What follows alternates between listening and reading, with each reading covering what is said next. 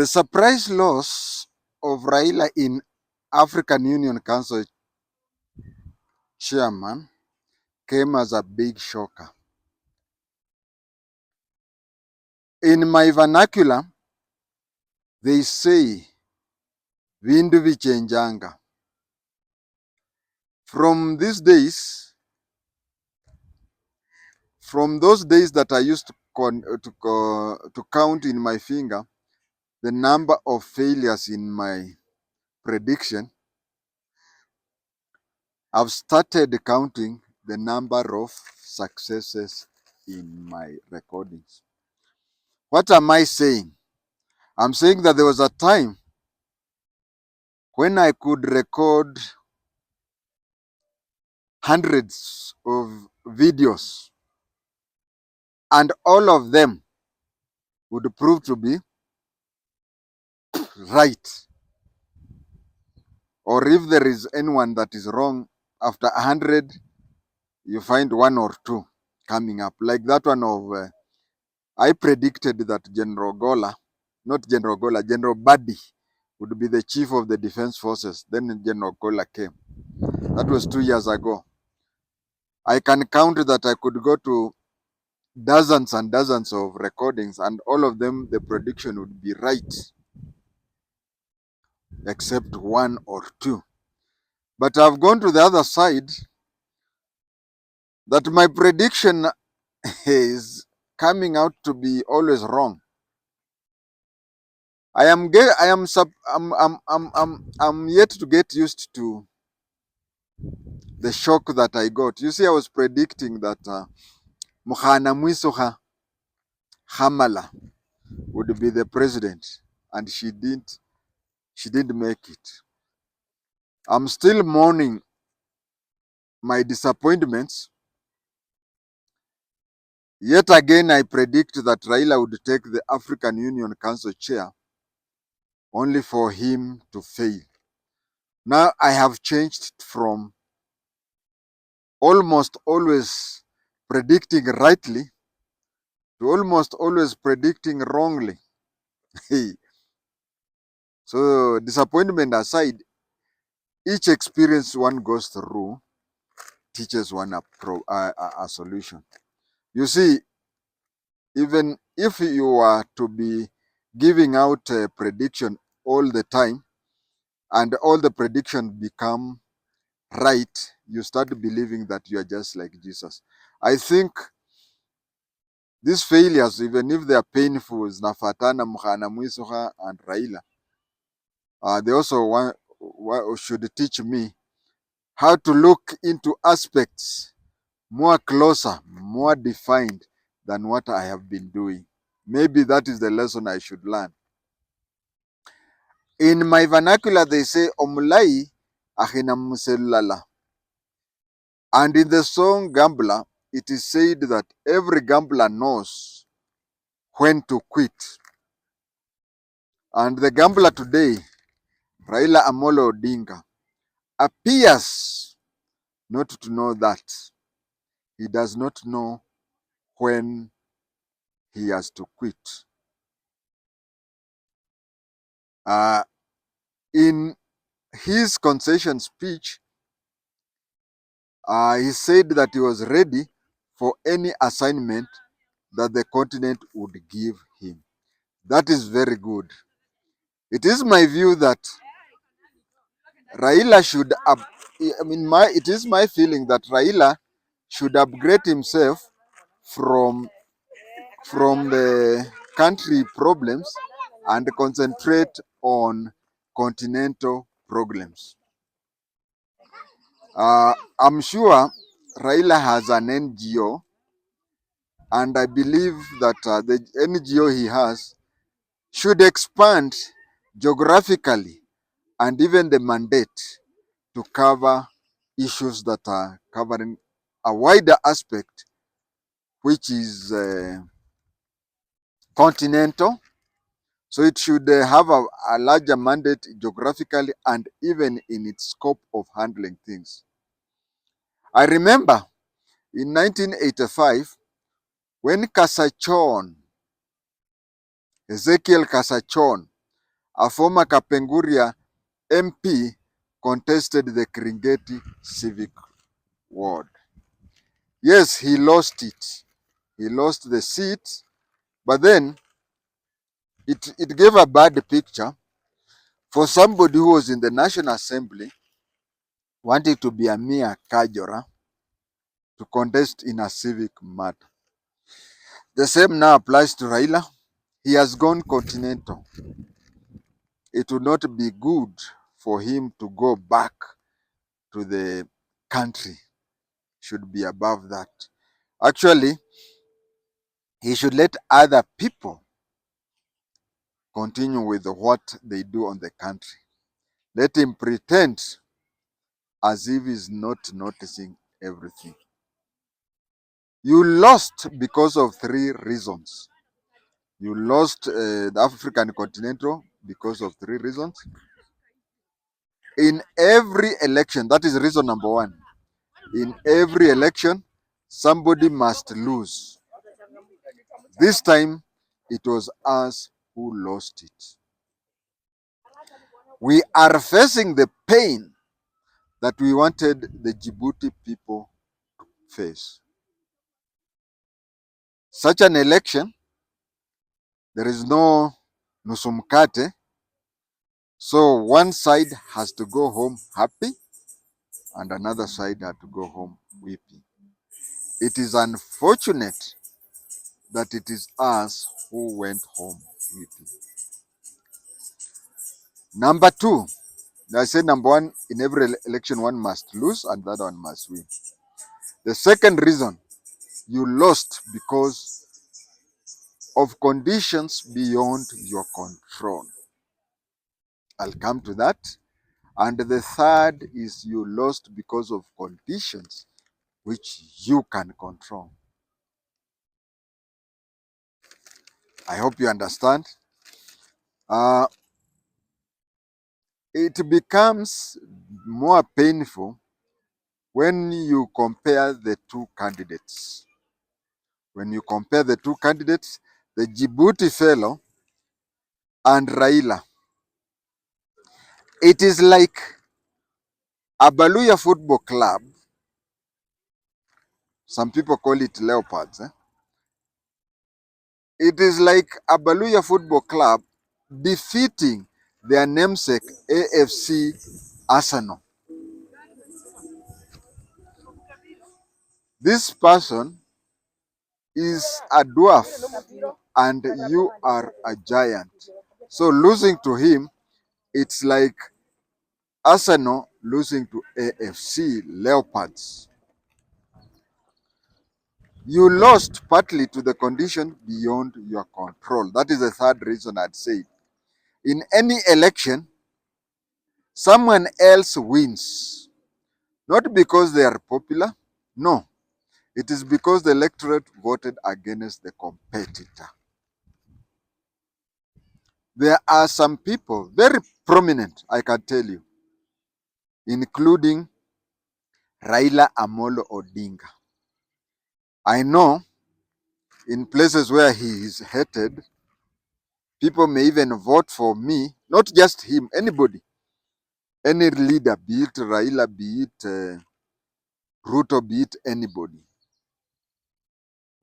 You may find that you being a prominent leader, people in that constituency, people in that county, or people in that country hates you so much that I, being a totally unknown person, people may vote for me just because they don't want to vote for you. Another thing that made you not be, we knew but we downplayed that even in the places where we stay and whatever, it is true, even our Kenyan Muslim brethren will agree with me, although they'll agree inside, like so openly, is that apart from Kisses in Nyamira and Getembe, in Kenya, you'll find that if you are differing with a Muslim fellow and another Muslim fellow comes there, most of cases he will side with his person, just like kisses do that. So we look down upon the possibility of uh, Islamic countries voting for one of their own. Same applies to countries that speak French. You'll find that English speaking countries, they will look at you, assess your suitability and otherwise according to their standards. But when you look at a Muslim, or even you look at a French speaker, they would rather vote for one of their own who is not good than vote for you who is good and you're not one of them. There is another thing that made you also lose votes. That is you being a Kenyan. You being a Kenyan,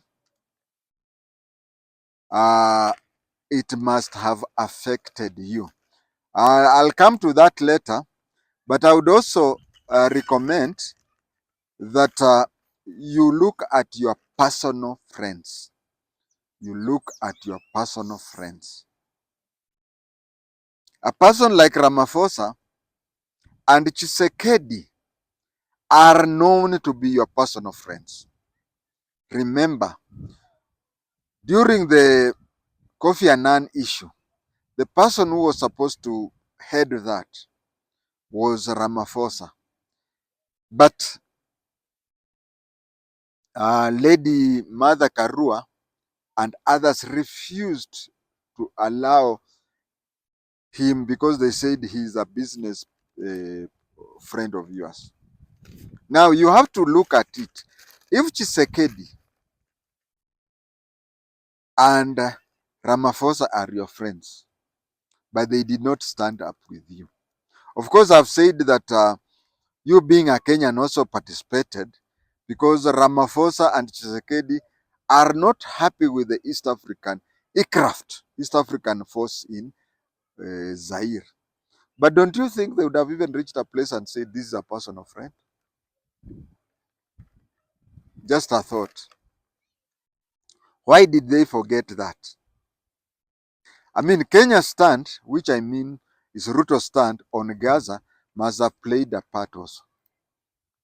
You see, we have Muslim countries, we have Arabic countries within Africa who are not very happy with the Ruto's stand when it came to issue of Gaza Strip. That one, plus the phone call that Ruto made to the French government, may have played a part on your election. You also surround yourself with people who have their own interest first, second, third, and fourth options. I know of people, I talked to Ojwang. Ojwang was your intelligence advisor when you are the Nusumkate days. And these people whom you surround yourself with, they have a belief that you know everything. So instead of advising you, they usually come, they want to know what you say. If you wake up in the morning and say, the, the sky is not blue, it is yellow. They would say, it's very yellow. And when you ask, Baba amesema, you should have advisors who, in the privacy of your whatever, they can look at you into the eye and tell you, Your Excellency, you are wrong here. We have people, very many of them, especially others from a certain region in Kenya. If today you said you have retired, even if you would have succeeded in the African Union chairmanship, I'm very sure these people would have retired from politics. So whatever they do, whatever they are quoted and whatever, it is simply because they want you to continue doing that. Not because you'll succeed or anything. It's because of of their own success. In your next endeavor, please avoid them. I know Ruto is disappointed you didn't make it because he would have wanted to inherit Luo Nyanza. Now it's becoming a bit hard. I know a person like Rigiji. Rigiji would also is very happy with what happened. Now this is what is happening when I mentioned the two. Of course, Rigiji and Ruto are not on the same political page, but they have common interest. When they look at you, they look at what they get out of you. Ruto is disappointed because you did make it in African Union Council. The surety of Luo Nyanza voters, Ruto is mourning them. Maybe he's going to the drawing board. Rigiji is happy you did make it because Rigiji wants you to fight Ruto from now henceforth. So that just like all of them have been doing in the past, they will continue as long as you allow them to do. Rigiji will reach a place where he will want you to hand over. He will want you to hand over all his. He will want you to hand over all the Luo votes to him. That is what they have been doing. And even, you see, Ruto and Rigiji are from the two different sides of a coin, isn't it? But they have one thing in common. They both want you to use you to get votes in the Luo Nyanza. I think this is the time for you to set the Luo Nyanza people free. Let them make their own decision from now henceforth. Also studying your political history. You are one of your worst enemy or greatest enemy. It is a circle. It goes round in every election year. Immediately after an election defeat, you immediately do two things. And in those both two things, you lose. The first thing you do, you clandestinely go to the winner and get a personal favor. I remember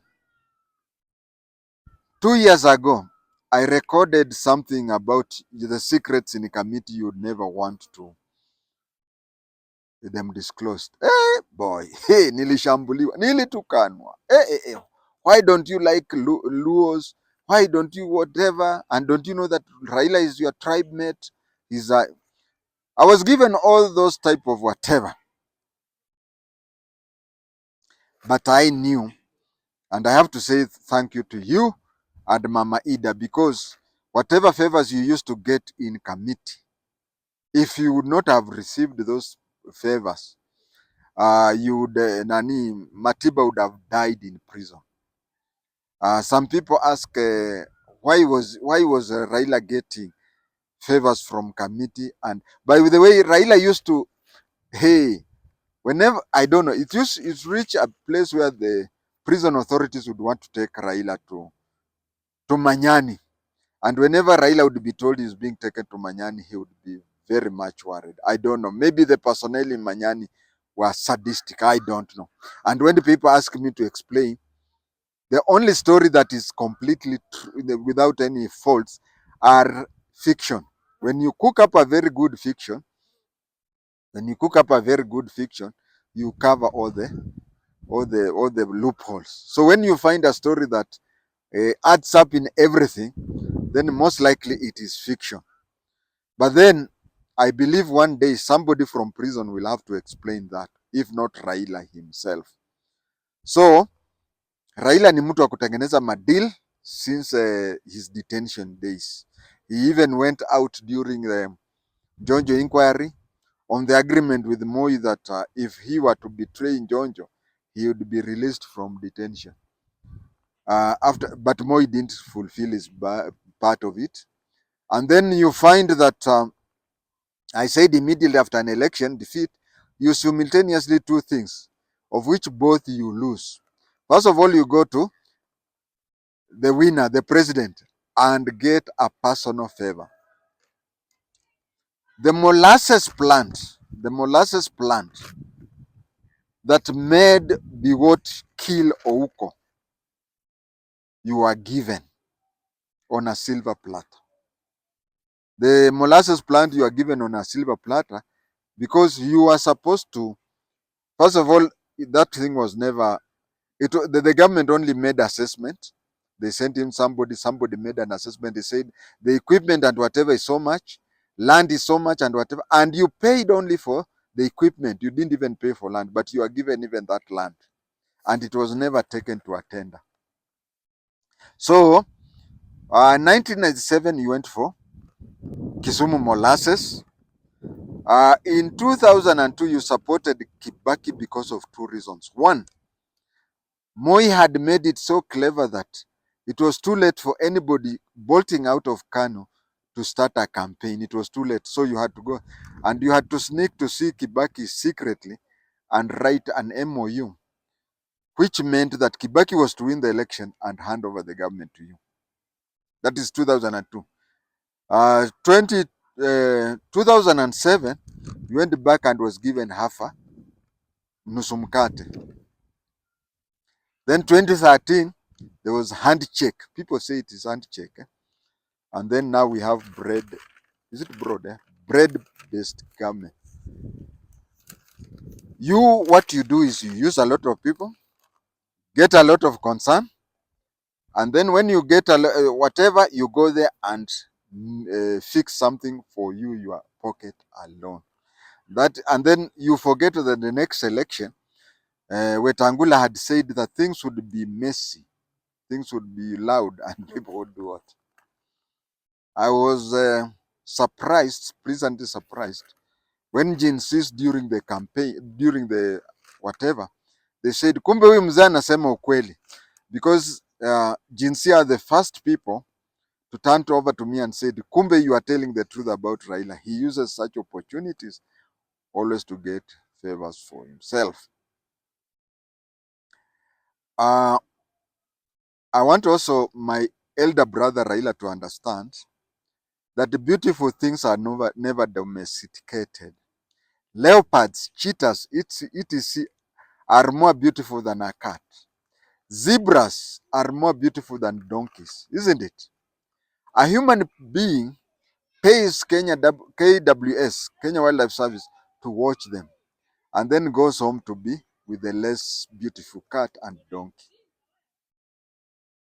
Your ability to cause an earthquake has led to two wrongs. And they say two wrongs don't make a right. One, Rigiji and others are awaiting to cause a lot of trouble so that they stand a chance of 2027. A person like Rigiji, his reaction, he's not sympathetic to you.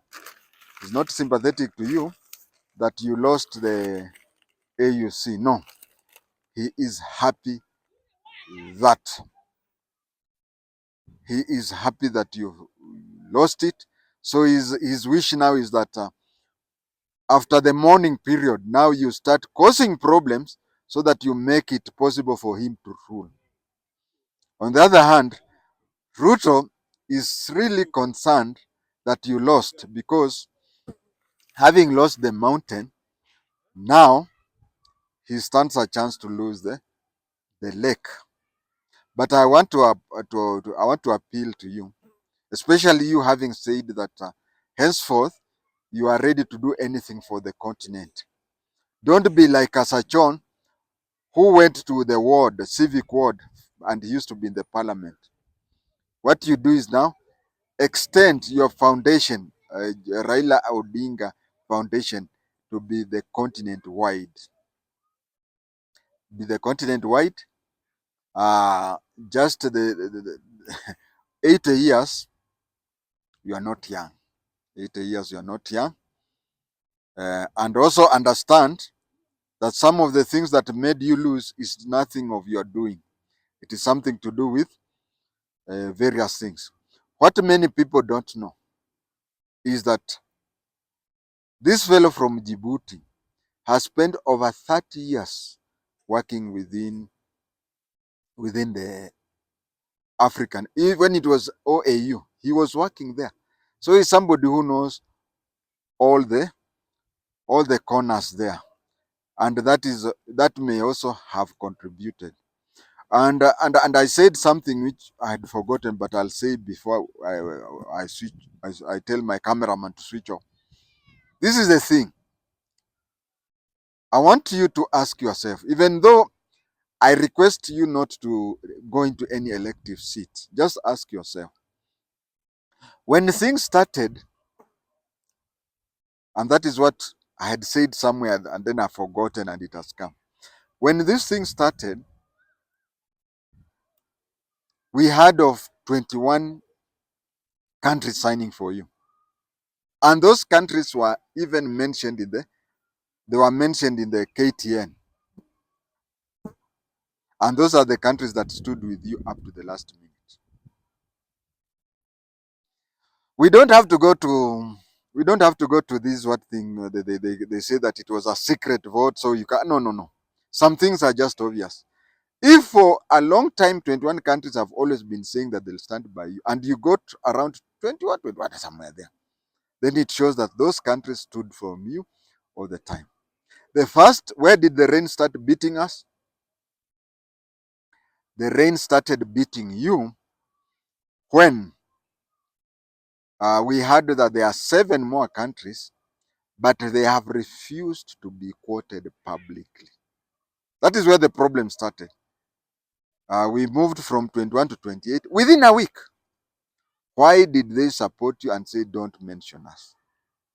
Somebody is playing somebody. Either those countries were playing you, or those people in your secretariat who are going around canvassing for you were cheating you that we have 7 more countries doing that.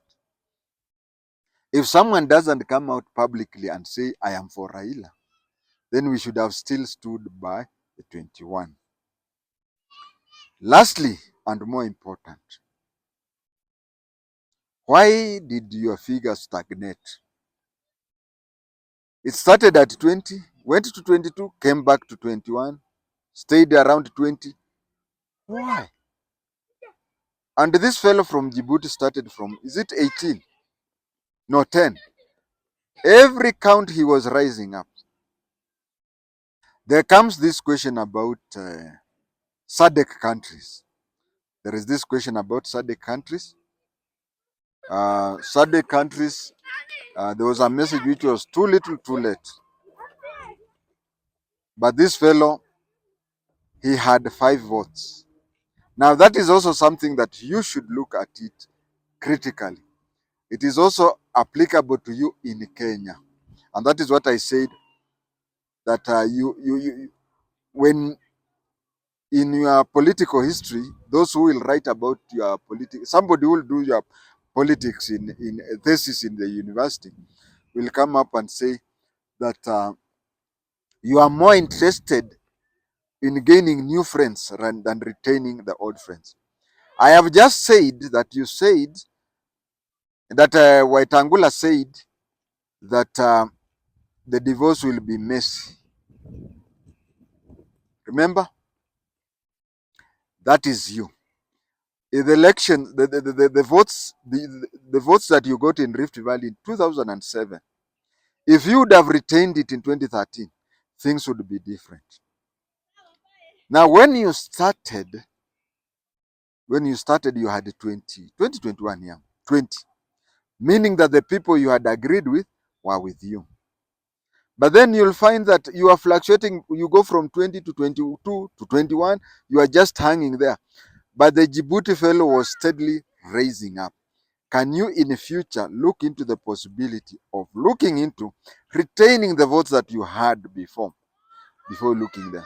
Because you have exported that. You used to have it in Kenya. Now you have exported it to Africa, whereby you gain 1 and lose 2.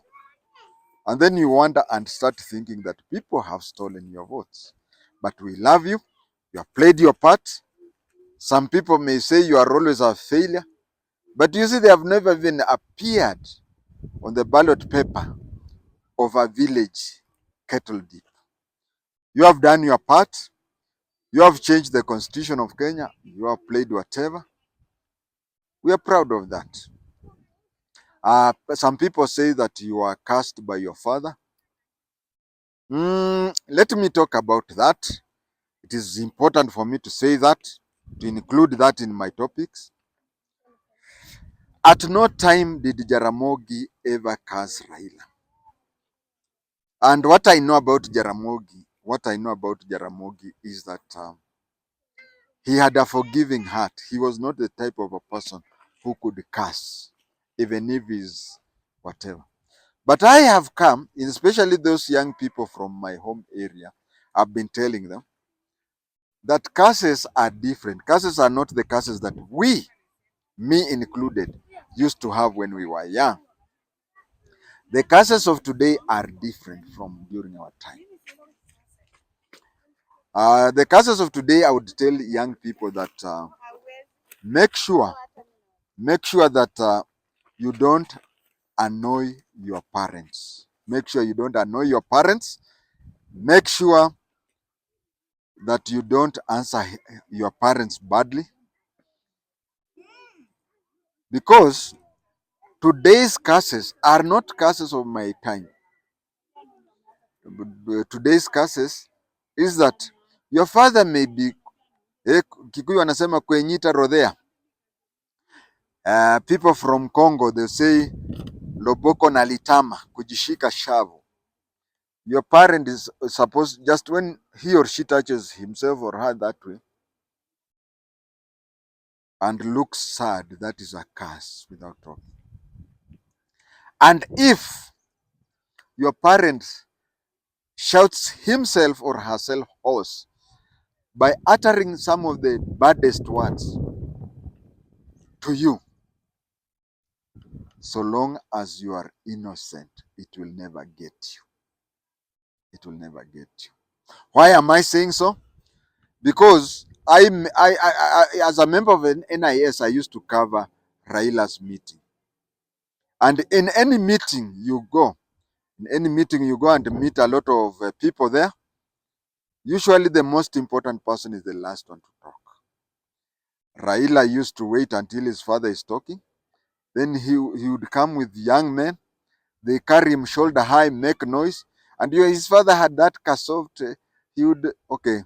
I know it is an international audience, but let me talk in Kiswahili. You would find his father talking something in Luo, which my juniors used to tell me. He would turn and say, kijana yangu, sasa mi naongea na wewe unakuja kunisumbua, sunge ngoja niongee nimalize, kijana yangu unanifanyia nini? I tell you, that is a curse. And what Raila is going through, most likely it is that. He used to. There is even a time when he was quoted in the newspaper when Jaramogi had made an agreement with Moi, and Raila said that that is an agreement between two aged men who do not know what is happening today. But all in all, I would say that he has done a lot. Even if I was to be reincarnated 4 times, I would not do even a quarter of what he has done. He's just like me and you. Although one thing Raila doesn't know is that he doesn't know how to cheat. There are occasions he has been cheating people that, on a few occasions he has cheated that he's a Munyore. Other occasions he has cheated that he's a Mwanga, actually a prince. Well, I'll tell you about him being a prince. You know, when Wazungu came to Mumia and found Nabongo Mumia, the head of his security, today we say the commandant of the presidential escort, was called Raila Odinga, his great-grandfather. So his great-grandfather having worked in Mumias, then Raila decided that he was a Mwang. If you argue with people who know Raila, who worship Raila, they tell you, no, Sakwa people have closeness to the Wanga people, such as when you find somebody ready to cook up or stories. Those are the people we call Grobler. Grobler is somebody who left Hitler to say whatever he wanted to say, only for Grobler to look for an excuse. I mean, to come up with a very good scientific theory to justify what Hitler has just said. All in all, I'll repeat, I think for the last time, that Raila should just open up an NGO that is based to his capability and capacity. And it should not be a Kenyan NGO, it should be an international NGO. So that Africa needs him. Africa needs him. And his body may be weak, but boy, oh boy, his brain is sharper than it has ever been. Long live Agwambo. Long live son of Ajuma. May God bless you and give you more days. Amen.